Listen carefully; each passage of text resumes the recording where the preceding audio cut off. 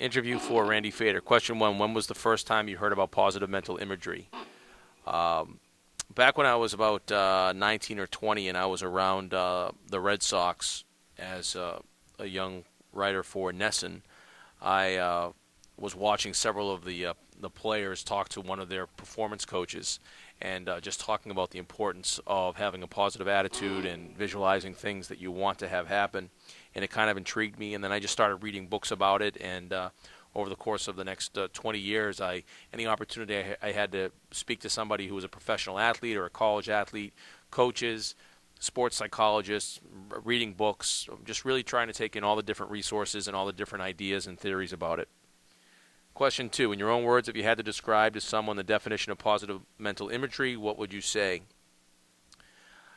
I think that too often many athletes don't focus enough on the mental aspect of the sport. They really focus on getting enough repetitions in the batting cage or practicing your free throws or practicing all the physical sides of sports, when in reality what happens between your ears, what happens in your mind, really in your heart as well as an athlete, is just as important, if not the most important thing. I mean, you could be a great golfer, but if you get nervous on the first tee because people are watching, then clearly you have not mastered the game at all, and you're probably a long way from mastering it.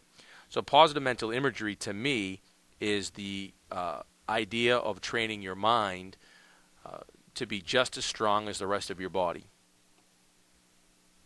When did you start taking positive mental imagery and implementing it into your own athletic teams as a coach? First time I ever did what I call PMI, positive mental imagery, with my team was about 18 years ago with my first varsity baseball team I had at Silver Lake.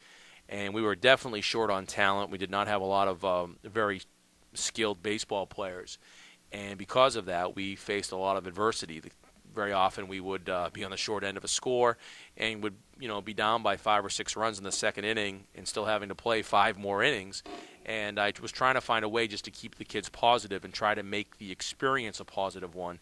So I started not really from a performance standpoint in terms of making that be my goal. It was really trying to make sure that the kids took a positive approach to what we were doing and had a positive experience. And then from there, my use of positive mental imagery just continued to grow and evolved over the years as well.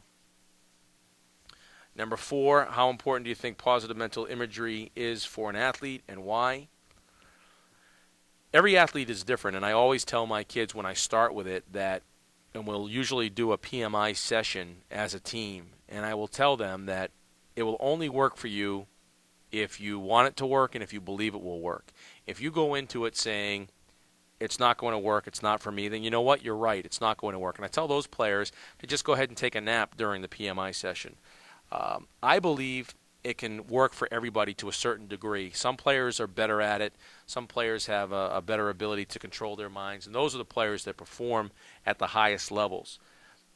I truly think that in order to be your best, you have to have some kind of mental imagery, whether it's a formal PMI session or just an understanding of the messages that you send yourself in competition. But everybody can benefit from it to some degree. What certain positive mental imagery techniques do you use for your athletic teams? Well, we do an actual formal PMI session where I'll bring the team together. Sometimes we'll go into the gym and shut the lights off. It'll be like after dark, so the gym will be completely dark. And we'll start with just some breathing exercises, getting them to get into a relaxed state, understanding the relationship between breathing and your nervous system and how that allows you to control your emotions in competition. And when kids learn how to breathe diaphragmatically and not thoracically, they tend to be able to control their emotions better. And then we just start with the visualization process, having them visualize different moments that they've already experienced, moments that they'd like to experience, future moments. We take them back to a time when they had some success, and we have them experience that through their own eyes to have a first-hand experience of it and relive it. And then we'll actually have them have an out-of-body experience, maybe sit in the crowd and watch them have that success. And I feel that having that success